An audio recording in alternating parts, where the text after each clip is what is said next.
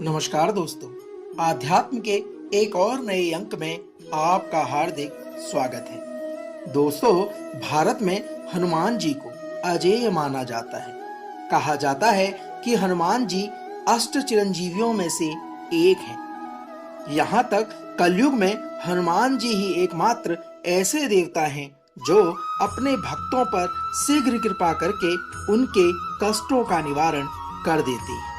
मंगलवार भगवान हनुमान का दिन है। इस दिन व्रत रखने का अपना ही एक अलग महत्व है। इसी कड़ी में आज हम आपके बीच भगवान श्री हनुमान जी की व्रत कथा और उनसे जुड़ी व्रत विधि के बारे में वर्णन करने जा रहे हैं। तो आइए प्रारंभ करते हैं महावीर बजरंगबली जी की व्रत कथा और व्रत की विधि के बारे में।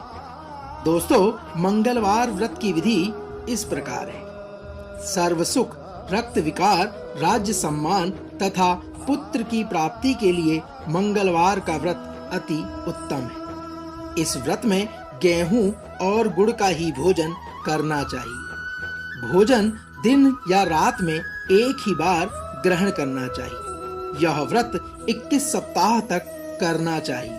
कहा जाता है मंगलवार के व्रत से मनुष्य के समस्त दोष नष्ट हो जाते हैं। मनुष्य को व्रत के पूजन के समय लाल पुष्पों को चढ़ाना चाहिए और लाल ही वस्त्र को धारण करना चाहिए। अंत में भगवान श्री हनुमान जी की पूजा करनी चाहिए तथा मंगलवार व्रत की कथा सुननी चाहिए। मान्यता है कि स्त्री व कन्याओं के लिए यह व्रत विशेष लाभप्रद होता है।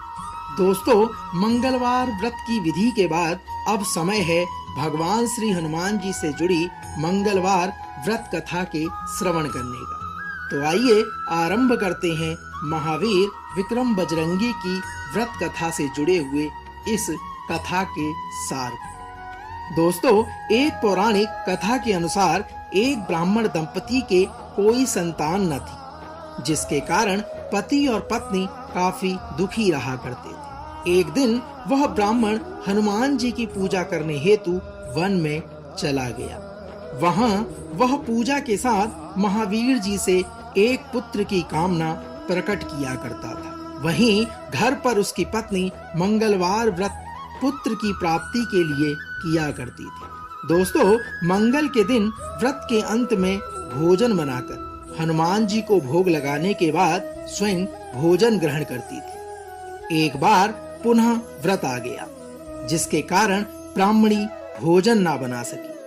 तब हनुमान जी का भोग भी नहीं लग सका। ब्राह्मणी अपने मन में ऐसा प्रण करके सो गई कि अगले मंगलवार को हनुमान जी को भोग लगाकर ही वह अन्न को ग्रहण करेगी। वह भूखी प्यासी 6 दिन तक पड़ी रही। साथियों, मंगलवार के दिन तो उसे मूर्छा आ गई। तब हनुमान जी उसकी लगन और निष्ठा को देखकर अति प्रसन्न हो गए और उन्होंने उस ब्राह्मणी को दर्शन दिए और कहा, मैं तुमसे अति प्रसन्न हूँ। मैं तुझको एक सुंदर बालक प्रदान करता हूँ, जो तेरी बहुत सेवा किया करेगा। दोस्तों, हनुमान जी मंगलवार को बाल रूप में उसको दर्शन देकर अंतर्ध्यान हो गए। भगवान हनुमान जी की कृपा से सुंदर बालक को पाकर ब्राह्मणी अति प्रसन्न हो गई। ब्राह्मणी ने बालक का नाम मंगल रखा। कुछ समय पश्चात जब ब्राह्मण वन से लौटकर घर में आया, तो उसने प्रसन्नचित्त सुंदर बालक घर में क्रीड़ा करते हुए देखा और वह ब्राह्मण अपनी पत्नी से बोला, यह बालक कौन है?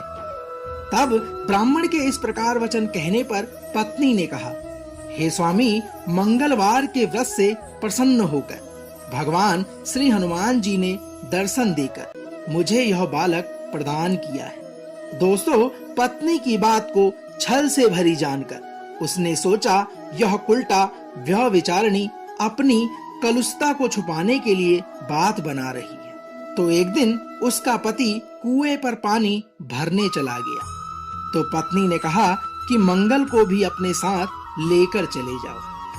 तब वह ब्राह्मण मंगल को भी अपने साथ ले गया और वह मंगल को कुएं में डालकर वापस पानी भरकर घर आया।